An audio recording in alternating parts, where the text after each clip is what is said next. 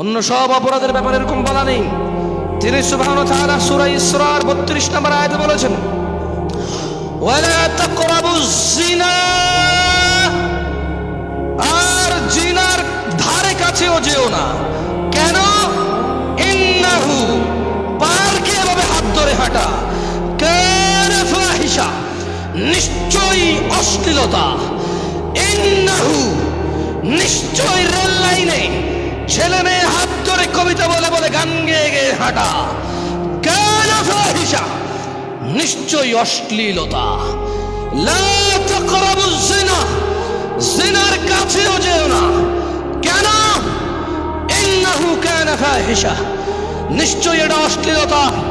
ক্লাসের ভিতরে বসে দুইজন পাশাপাশি বেঞ্চে, টিচার বোর্ডে লেখাচ্ছে, একজন একজনের পায়ে পা লাগিয়ে দেওয়া, একজন একজনের হাত ধরা, নিশ্চয়ই কলেজ থেকে বের হয়ে একজন আরেকজনের হাতের ভিতরে এভাবে হাত ঢুকিয়ে দিয়ে এভাবে হাঁটা, কানা ফাহিশা, অশ্লীলতা, অশ্লীলতা, অশ্লীলতা।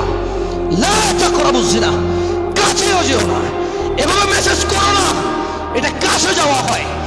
এভাবে রেল লাইনে হেঁটো না, পার্কে বসো না, হাতের জিনে এভাবে হেঁটো না, এটা কাছে যাওয়া।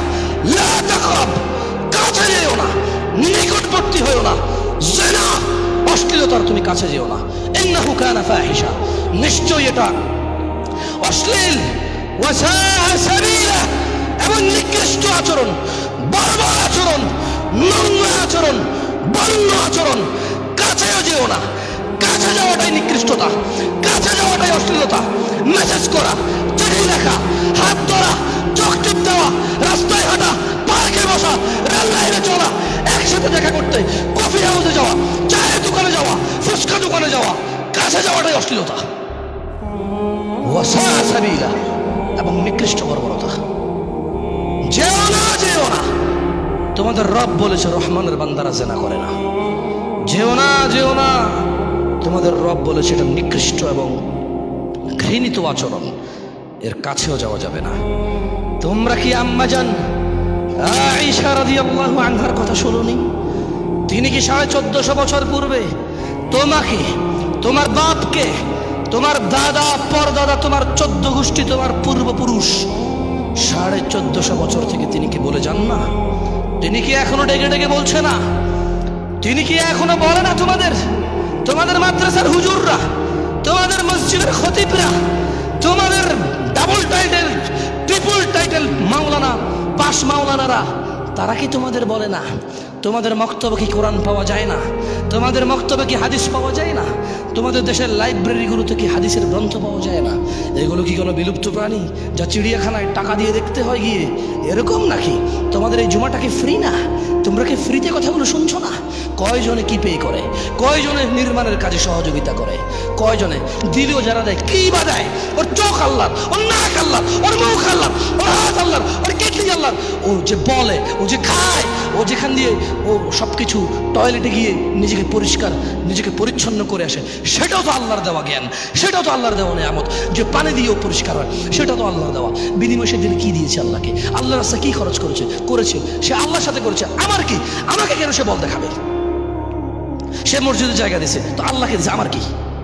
আমার সাথে বল দেখাবে কেন? সেই তিনখানে 10 লাখ টাকা দিছে, আমার সাথে তো ভাব নেওয়ার কি আছে? তুমি দিছো আল্লাহকে, তুমি আল্লাহ থেকে চেয়ে নিবা। আল্লাহ তোমাকে আরো কত কিছু দিছে। আম্মা জানা আয়েশা কি তোমাদেরকে বলেনি? আম্মা জানা আয়েশা কি তোমাদেরকে বলেনি? তোমরা কি শোনোনি তোমাদের মায়ের কথা? রাদিয়াল্লাহু আনহা ওয়ারদা। তোমরা রাসূলুল্লাহ সাল্লাল্লাহু আলাইহি সাল্লামকে ভালোবাসো, সারাদিন গজল গাও, নবীনা এভাবে গাইতে থাকো। তোমরা মুহাম্মদ মুহাম্মদ বলে তোমরা সাল্লাল্লাহু আলাইহি ওয়াসাল্লাম একবার বলো না তোমাদের গজলগুলোতে। তোমাদের গজলগুলোতে শুধু আল্লাহ রাসূল সাল্লাল্লাহু আলাইহি ওয়াসাল্লাম, শুধু নাম আর নাম, নাম নাম জপে জান্নাতে চলে যেতে চাও। অথচ তিনি বলেছেন ওনার নাম আসলে যে দুরূদ পড়ে না, সে কৃপণ বখিল বখিল জান্নাতে যাবে না। তোমরা আছো গান বাজনা নিয়ে ব্যস্ত। তোমরা গজলগুলোকে গান করে ফেলেছো, সিনেমা নাটক করে ফেলেছো ধর্মকে। 1450 বছরে কত স্পষ্টভাবে এখানে বলা আছে। কোথায়? আর আয়েশা রাদিয়াল্লাহু তাআলা আনহা, আয়েশা রাদিয়াল্লাহু তাআলা আনহা থেকে বর্ণিত, তিনি বলেন أن رسول الله صلى الله عليه وسلم قال মুহাম্মদ, চেনেন ওনাকে সাল্লাল্লাহু? কে উনি? আল্লাহর কি চেনে? নাম শুনেছেন ওনার? কখনো পরিচয় নেওয়ার চেষ্টা করেছেন ওনার? চেষ্টা করা উচিত। কজনই বা করি আমরা? আমিও তো কত পিছিয়ে আছি, আল্লাহ আমাকে ক্ষমা করুন, দয়া করুন, আমিন। আপনাদেরও।